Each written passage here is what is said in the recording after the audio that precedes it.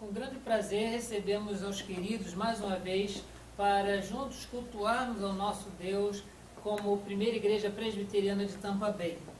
Estamos aqui no campo missionário na cidade de São Petersburgo, em Flórida, Estados Unidos, plantados pouco mais de um ano, fruto de um trabalho da Igreja Presbiteriana Jardim das Oliveiras, do presbitério de Magé, no Rio de Janeiro. Nós temos a satisfação de estar aqui e ver como o Senhor abre as portas para que o trabalho cresça.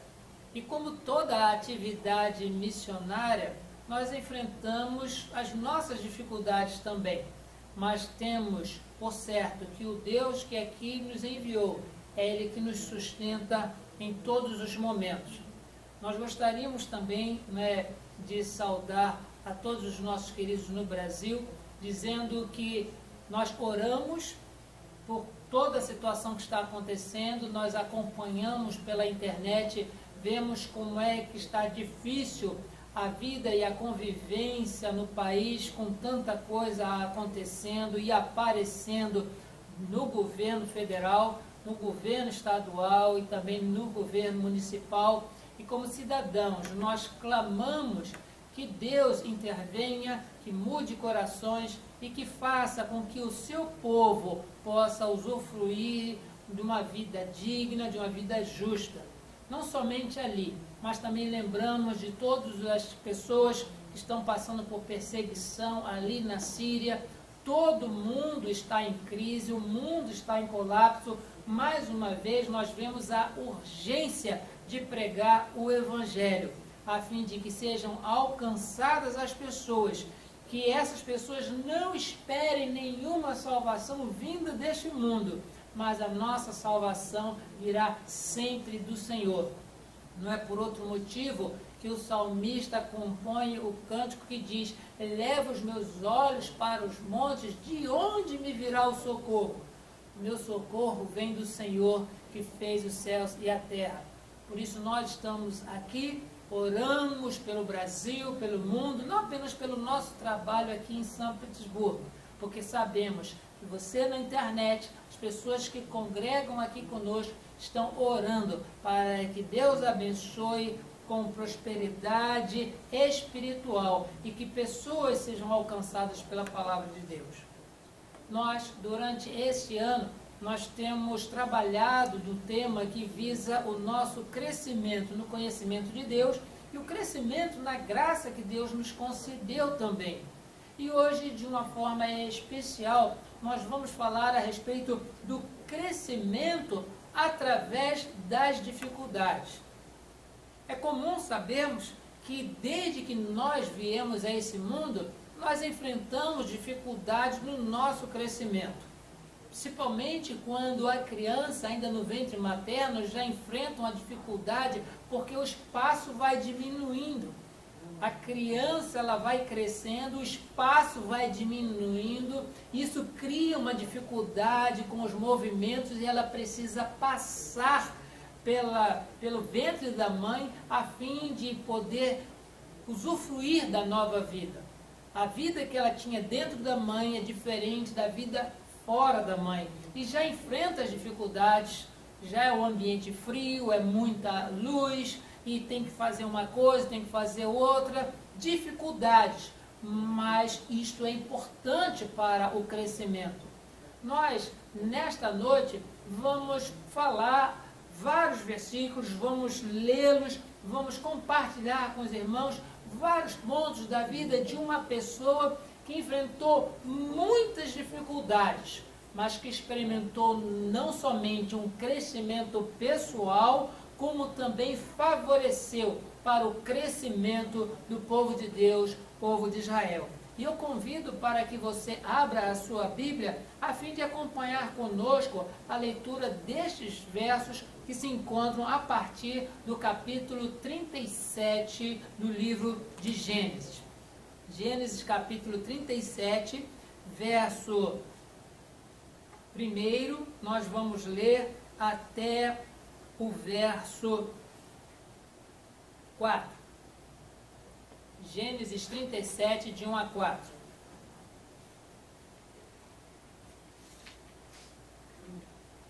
registro bíblico assim nos instrui. Habitou Jacó na terra das peregrinações de seu pai, na terra de Canaã. Esta é a história de Jacó. Tendo José 17 anos, apacentava os rebanhos com seus irmãos, sendo ainda jovem, acompanhava os filhos de Bila e os filhos de Zilpa, mulheres de seu pai, e trazia más notícias deles a seu pai. Ora, Israel amava mais a José que a todos os seus filhos, porque era filho da sua velhice, e fez-lhe uma túnica talar de mangas compridas.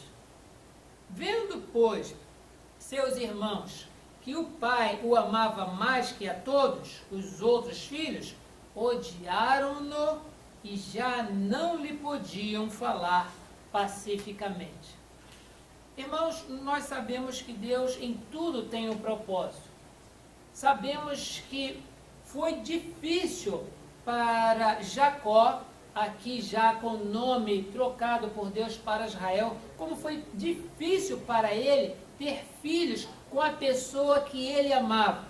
Ele amava muito Raquel e ela não podia lhe dar filhos. E ele, por uma questão de imposição do seu sogro Labão, ele casou-se com Lia, a irmã mais velha de Raquel, e teve com ela filhos.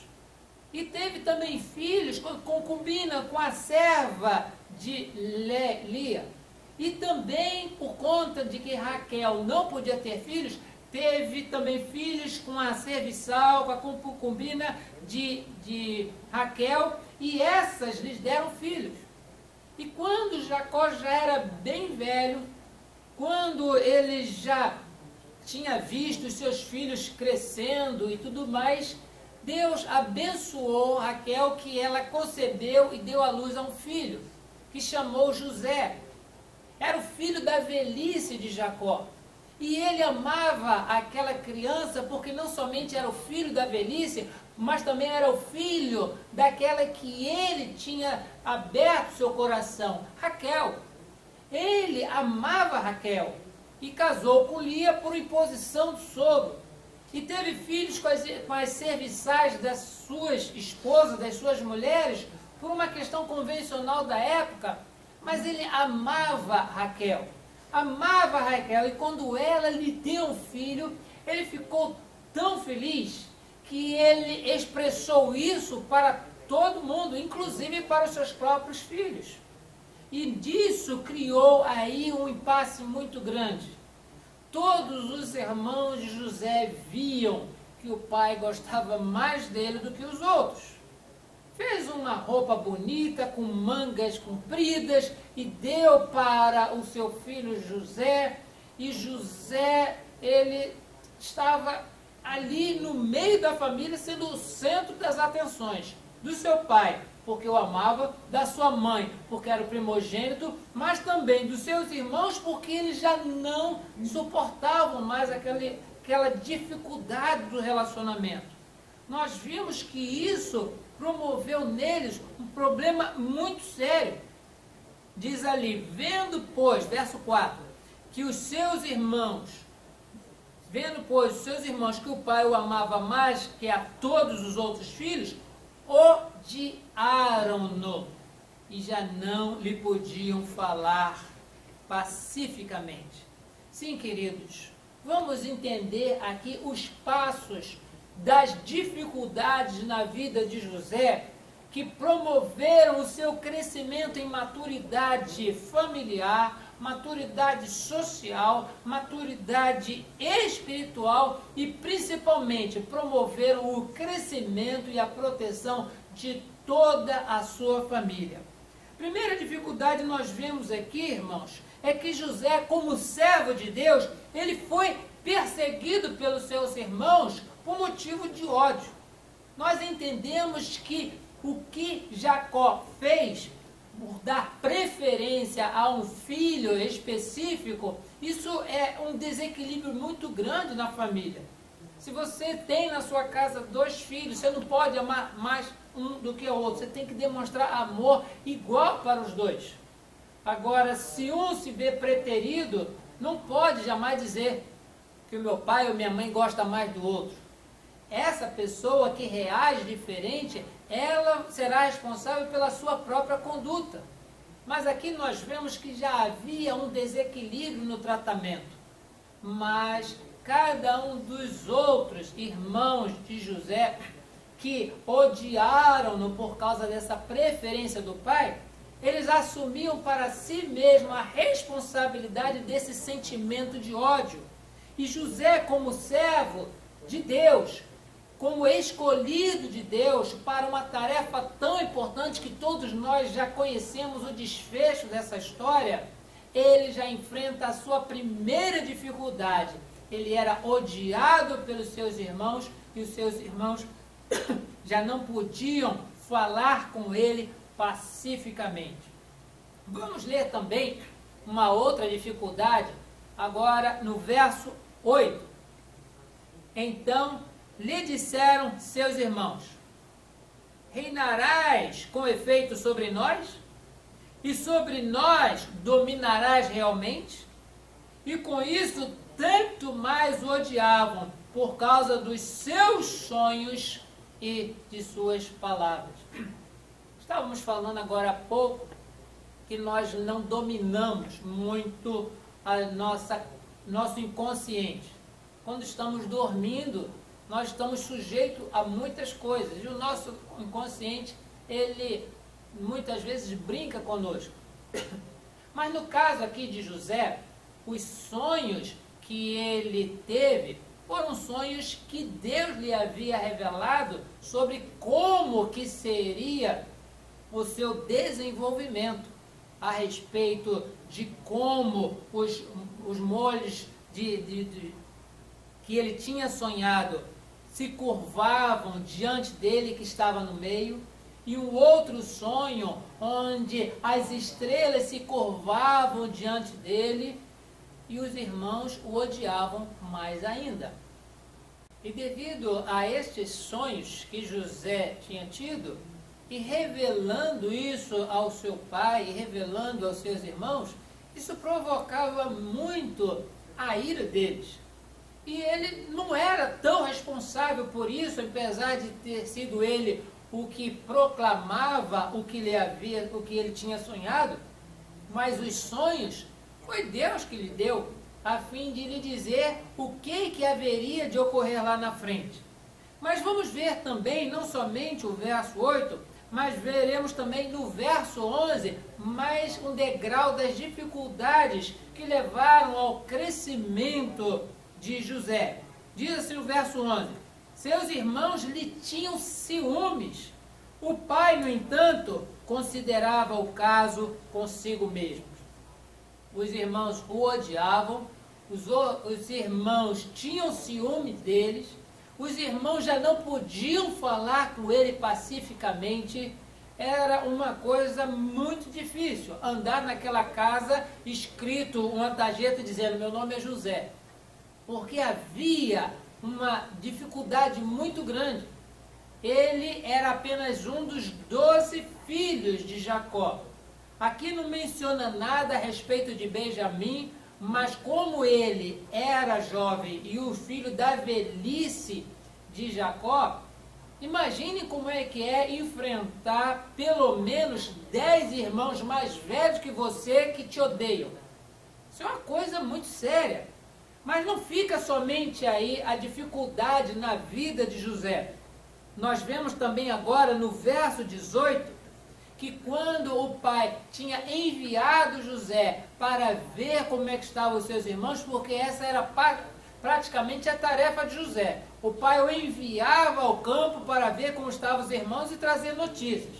E diz o texto anterior que quando ele trazia notícia, só trazia notícia ruim, que os irmãos faziam isso errado, que deixavam de fazer aquilo certo, e um bocado de coisa. E desta vez Jacó enviou José ao campo para ver como estavam seus irmãos. E o verso 18 nos diz: de longe o viram, e antes que chegasse, conspiraram contra ele para o matar. Uma coisa é desejar ódio e não fazer nada. Outra coisa é ter ciúme no coração e não fazer nada. Mas agora o texto fala de uma conspiração para matar. Reuniram-se os 10 irmãos para dizer: lá vem aquele rapaz, lá vem aquele moço que fala que é melhor do que nós, que todo mundo tem que se curvar diante dele. Então agora a gente tem que se reunir para matar esse irmão. Sim, queridos, ele foi perseguido pelos irmãos, não apenas porque ele falava dos seus sonhos, mas porque o coração dos seus irmãos era mau. Um coração bom, ele vê a concorrência, ele vê a rivalidade, mas ele não nutre ódio. Ele não desenvolve ciúme, ele não conspira para a morte. Mas José, como servo de Deus, ele foi perseguido pelos seus irmãos. Diz-nos agora, ainda, né, no verso 28, que depois de eles terem acordado se vai matar, se não vai matar, se vai fazer uma coisa ou outra, diz-nos o verso 28 do capítulo 37, que José, como servo de Deus, ele foi vendido como escravo. Diz-nos assim o texto: e passando os mercadores midianitas, os irmãos de José o alçaram e o tiraram da cisterna, porque tinham jogado José dentro de uma cisterna, e o venderam por 20 ciclos de prata aos ismaelitas. Estes levaram José ao Egito. Saiu de casa para fazer uma tarefa para o seu pai. Os irmãos conspiraram para o matar, mas decidiram jogar ele numa cisterna. E quando o irmão mais velho, Rubens, foi fazer uma outra coisa, se ausentou, vinha uma caravana de midianitas e eles reuniram, falaram assim, os 9, vamos vender esse moço aí para a caravana como escravo e a gente tem o dinheiro e a gente se vê livre dele. E, queridos, como servo de Deus, nós queremos enfatizar esta situação. Servo de Deus passam por dificuldades. Nós que conhecemos toda a história de José, nós vemos que não havia uma intenção má no seu coração. Ele revelava os sonhos que tinha recebido, falava com seus pais, com seu pai, falava com seus irmãos e tinha uma recepção tão ruim que provocava o ódio que estava no coração dos seus irmãos. E agora, no verso 28 do capítulo 37, nós vemos que essa dificuldade chegou ao ponto de ele ser vendido como escravo. Mas não fica aí. Adiantando um pouco mais as páginas da nossa Bíblia, nós vemos agora no capítulo 39, no verso 7, José, como servo de Deus, ele foi caluniado pela esposa de Potifar. Queridos, ele foi vendido por escravo, como escravos, para o grupo que estava ali peregrinando, os medianitas, os mercadores. Chegando lá no Egito, ele foi adquirido para trabalhar como escravo na casa de Potifar. E nós sabemos que durante o período que estava lá, Deus abençoou de tal maneira a vida de José, que mesmo como escravo, ele mostrou lealdade. Ele não procurou envenenar a comida de Potifar, o seu senhor. Ele não procurou sabotar ou fazer nada de má vontade, mas ele deu o melhor de si na casa de Potifar. E a casa de Potifar foi abençoada. E aquele senhor tão feliz com o serviço do seu empregado, que ele confiou toda a sua casa para José administrar. Mas a esposa de Potifar tinha outros planos. Não queria que ele administrasse somente a casa. Ela queria que José também administrasse a sua vida e o seu corpo. E ela procurava seduzi-lo, procurava a José com os seus encantos, com as suas palavras, e ele se recusando. Mas nós vemos no capítulo 39, no verso 7, o seguinte: aconteceu depois destas coisas que a mulher de seu senhor pôs os olhos de José e disse a ele: deita-te comigo. Ele se recusou a primeira vez e ele foi assediado, mas chegou um momento que estavam sozinhos na casa, a mulher se insinuou para ele, o agarrou, ele se desvencilhou, fugiu, ela agarrou a sua túnica e ficou em sua mão. E ela, se sentindo desprezada, ela começou a gritar dizendo, tá vendo? Meu marido traz esse escravo hebreu para cá e ele tenta me seduzir. E quando o marido chegou, foi essa a história que ele escutou. Não há registro no texto de que ele tivesse duvidado da mulher. Não há registro no texto que ele tenha procurado a José para saber o que aconteceu. Mas fica muito claro no relacionamento entre o senhor e o escravo que a voz da esposa prevalecerá sempre contra a voz do escravo. Mesmo que José tivesse falado alguma coisa, Potifar não lhe daria ouvidos, porque ele é casado com a sua esposa. A ideia que ele tem na cabeça é que sua esposa lhe é fiel. A ideia que ele tem na cabeça é que sua esposa lhe dá o respeito e lhe honra. Por isso ele ouviu a esposa e não ouviu a José. Não deu ouvidos a José. E José, mesmo sendo servo de Deus, ainda no capítulo 39, agora no verso 20, nós vemos o que lhe aconteceu. E o Senhor de José o tomou e o lançou no cárcere, no lugar onde os presos do rei estavam encarcerados, e ali ficou ele na prisão.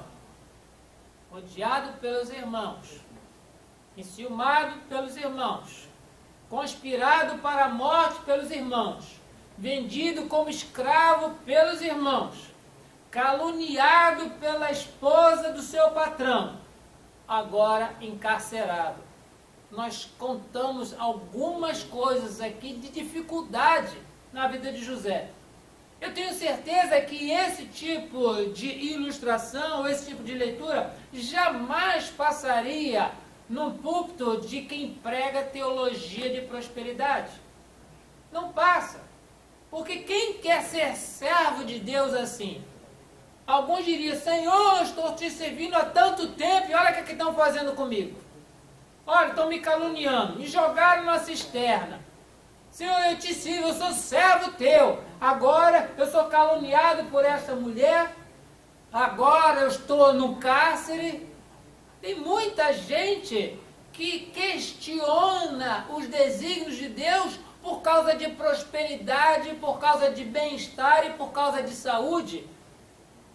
Queridos, se é uma coisa que Deus quer, é a nossa salvação. Se é uma coisa que Deus quer, é a nossa santificação. Se é uma coisa que Deus quer, é que nós o conheçamos e atendamos para a sua vontade. Uma coisa que jamais pode passar na nossa cabeça é que Deus é o nosso servo e que nós somos o Senhor do Criador. O Criador não faz o que nós queremos. O Criador faz o que Ele quer. E nós aqui vemos como que as dificuldades na vida de José, elas foram crescendo e não há registro na vida desse jovem que começou aqui a sua vida a ser registrada com 17 anos. Nós não o vemos murmurando, nós não o vemos blasfemando, nós não o vemos fazendo o corpo mole, nós não o vemos falando impropérios. Pelo contrário, onde ele estava, ele mostrava lealdade. Seja para o seu pai, quando o enviava para ver como seus irmãos estavam trabalhando, seja a mesma lealdade como escravo na casa de um egípcio.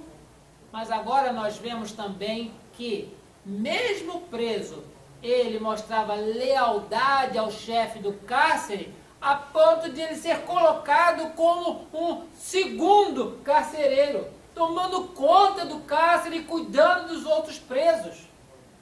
Que coisa interessante, para muitos um absurdo.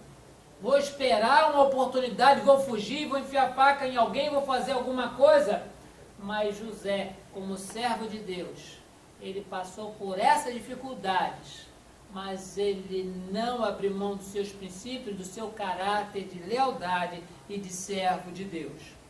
Agora, irmãos, algumas páginas mais à frente, nós veremos no capítulo 40, eu convido a você para que abra sua Bíblia, no verso 23, nós observamos que depois que ele estava ali preso, chegaram 2 prisioneiros do Egito. Não eram pessoas estrangeiras, pessoas que serviam diretamente ao faraó. Um era o copeiro, o outro era o padeiro. E eles tiveram sonhos, nós sabemos disso. E os sonhos que eles tiveram estavam perturbando a cabeça deles. E eles falando com José, José lhes deu a interpretação do sonho, em que um voltaria a servir o faraó e que o outro seria morto. José sabia o quanto difícil seria a pessoa receber essa interpretação, mas a lealdade dele fez com que ele falasse a verdade. A ideia de dizer, eu não vou dizer qual é o significado para não ferir os sentimentos dele, para ele não ficar triste. Ele teve um sonho, estava perturbado. E José lhe deu a interpretação, dizendo, em 3 dias, na festa, o faraó, ele vai restaurar o copeiro, que novamente o servirá, mas o padeiro, ele vai morrer. E aconteceu exatamente isso. E aqui no capítulo 40, no verso 23, depois que José revelou ou interpretou o sonho do copeiro, disse, olha, você lembre-se de mim. Lembre-se de mim. Dê uma palavra que venha me favorecer. E sabe o que está registrado aqui? O copeiro-chefe, todavia, não se lembrou de José, porém, dele se esqueceu. Gente, que dificuldade. O cidadão já foi preso injustamente, já estava lá há algum tempo, e o tempo suficiente para ele ganhar a simpatia do carcereiro e tomar conta também de todo o local de prisão. E ainda revelando sonhos e anunciando coisas boas para o copeiro, dizendo que a sua vida seria restaurada, que ele serviria novamente o faraó. Diz o texto que o copeiro se esqueceu dele. Gente, como servo de Deus, José foi esquecido por 2 anos na prisão. 2 anos. Como é que a gente sabe isso? Que o primeiro verso do capítulo 41 fala assim: passados 2 anos completos, Faraó teve um sonho. Ele estava preso, foi esquecido por 2 anos, até que Faraó teve um sonho. Sim, queridos, ele teve um sonho e que nós sabemos exatamente qual é o desfecho disso. Falava das espigas mirradas, que se alimentavam das espigas tenras. Falava das vacas que estavam magras, magérrimas, mas se alimentavam das vacas gordas. Dos 7 anos que haveria de fartura, mas viriam 7 anos de fome, que iam acabar com toda a alimentação. E esse tipo de sonho também perturbou a vida de Faraó, até que, no tempo de Deus, aquele copeiro falou para Faraó que, olha, um hebreu com quem eu estive lá na prisão, ele revelou, ele interpretou os sonhos e aconteceu exatamente como ele havia interpretado. Ele pode dar a interpretação do sonho de Faraó. No tempo de Deus, aquele jovem de 17 anos que foi odiado e perseguido pelos irmãos, que conspiraram contra a sua vida, que o venderam a mercadores, que foi colocado como escravo na casa de Potifar, que foi caluniado pela esposa do seu patrão, que foi colocado no cárcere, que foi esquecido no cárcere. Agora, no tempo de Deus, ele comparece diante de Faraó. foi tomar banho, foi se barbear, foi se apresentar polidamente diante do faraó, e lá ele deu a revelação do sonho de faraó, dizendo, olha, se vai acontecer tal como Deus tem mostrado a faraó em sonhos, a melhor coisa que tem para fazer é construir silos e armazenar comida em quantidade, para quando vier os 7 anos de fome, tenha comida ao Egito para si e também para ajudar, para socorrer as pessoas que vêm aqui para se alimentar. Faraó, quando teve essa informação, diz, quem mais aqui no Egito seria tão habilidoso para fazer isso, senão este hebreu? E colocou José como governador de todo o Egito. Um hebreu, um estrangeiro, agora está na condição de administrador de todo o Egito. E é de lá que ele chama toda a sua família. Depois daquela transição que nós sabemos que foram seus irmãos, e depois voltaram e deixaram um e levaram o outro, e chamaram Benjamim. Nós sabemos dessa história, até quando ele se revela, e mesmo seus irmãos, entendendo que ele poderia agora, como uma pessoa poderosa, se vingar de todo o mal que lhes tinham causado, os seus irmãos falam para ele, olha, o nosso pai Jacó, antes de morrer, ele mandou dizer para que você tomasse conta da gente. E exatamente eles falaram isso porque estavam com medo, que enquanto o pai estivesse vivo, nada lhes aconteceria, mas depois do pai morto, José poderia se voltar contra os seus irmãos. E eles falaram isso para José. E a resposta de José, irmãos, depois de ser perseguido pelos seus irmãos, de ser vendido como escravo, caluniado pela mulher de Potifar, encarcerado e esquecido, agora José, como servo de Deus, é ele que é levantado para salvar a sua família da morte. Eu convido a você para que abra sua Bíblia no capítulo 50, no verso 20, e que nós vamos ler o verso 20 e o 21, dizendo assim, capítulo 50 de Gênesis 20 e 21. Vós, na verdade, intentaste o mal contra mim, porém Deus o tornou em bem, para fazer, como vedes agora, que se conserve muita gente em vida. Não temais, pois eu vos sustentarei a vós outros e aos vossos filhos. Assim consolou e lhes falou ao coração.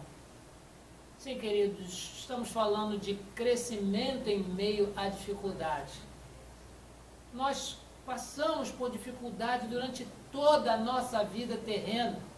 Nós vamos para a escola, temos que pegar o ônibus está cheio, e está chovendo, e está fazendo sol, e tem que estudar, e depois da hora, e essas coisas todas. Depois de estudar, temos que trabalhar, temos que fazer muitas coisas, e depois, quando se casa, a pessoa ela precisa ver a casa, a manutenção, e são coisas próprias mesmo da dificuldade da vida diária. Não somente por causa de que a vida exige isso, mas a própria Bíblia, no próprio livro de Gênesis, diz que nós, os homens, nós, humanidade, do suor do nosso rosto, nós obteríamos o nosso sustento. Não seria nada assim tão fácil, já haveria dificuldade. Mas quando existe ali, no caso, oposição das pessoas, a dificuldade aumenta. É do Senhor Jesus Cristo que nós observamos no capítulo 16 do Evangelho de João, no capítulo 33, dizendo: no mundo tereis aflições. No mundo tereis aflições, mas tende bom ânimo, eu venci o mundo. Sim, queridos, Jesus também, na natureza humana, ele passou por dificuldade, do seu nascimento, e até a sua morte, nós sabemos que foi morte de cruz. E ele padeceu por tudo aquilo, e ele não apenas honrou seu Pai, mas nós observamos o quanto que a sua fé, a sua fidelidade, a sua obediência também faz com que a nossa fé cresça, a nossa obediência cresça, a nossa confiança em Deus cresça. Por isso nós devemos louvar a Deus quando as coisas vão bem. Isso é maravilhoso. Mas a Bíblia nos diz também para louvarmos e benzermos a Deus quando as coisas vão mal. Porque nós não sabemos os planos que Deus tem para a nossa vida. E os planos que Ele tem para nós são sempre coisas boas. A gente pode não entender agora, como eu tenho a certeza que José não entendeu porque ele estava sendo jogado numa cisterna. Qual era a vantagem de ser jogado na cisterna? Ele não entendeu de ser vendido como escravo, não entendeu de ser caluniado pela mulher, não entendeu de ser lançado no cárcere, não entendeu de ser esquecido na prisão. Mas quando ele foi colocado como governador do Egito, ele começou a ver, foi para isso que Deus me fez passar toda a minha dificuldade. Eu não apenas cresci na minha posição social. Hoje eu sou governador do Egito, mas eu cresci espiritualmente. Cresci tanto que eu não nutro ódio e nem quero me vingar dos meus irmãos. Porque nós vemos aqui, na verdade, os irmãos intentaram mal contra ele, porém Deus o tornou em bem.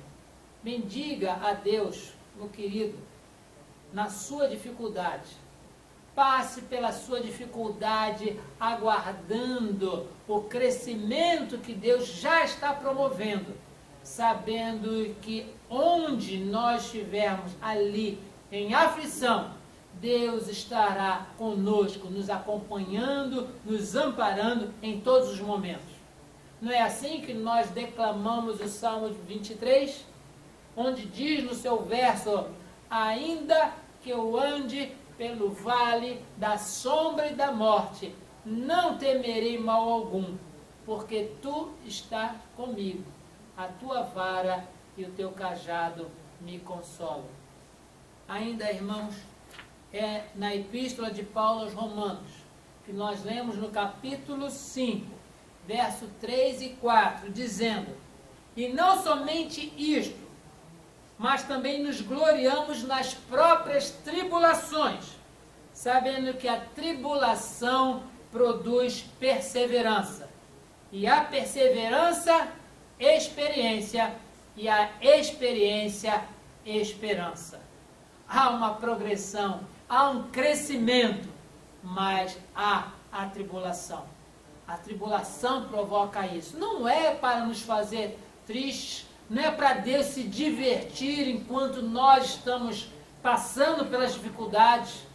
Nenhum pai se diverte vendo o filho fazendo uma prova, mas se orgulha quando ele faz a prova e pelos seus estudos ele consegue passar para uma outra série, para outro período. É assim que Deus age conosco. Ele nos permite passar pela prova para que nós cresçamos e consigamos sempre algo melhor lá na frente. Sim, queridos, não nos gloriamos somente na glória de Deus, mas nos gloriamos também nas próprias tribulações, sabendo que a tribulação produz perseverança, a perseverança, a experiência, e a experiência, a esperança. Tenha esperança em Deus, com base na sua experiência, com base na experiência de José, mas haja com perseverança, porque Deus, Ele é fiel à palavra que Ele dirigiu, e em nenhum momento Ele falhará em nenhuma de suas promessas. Cresça, cresça sim, também através das dificuldades. Que Deus assim então te abençoe. Amém.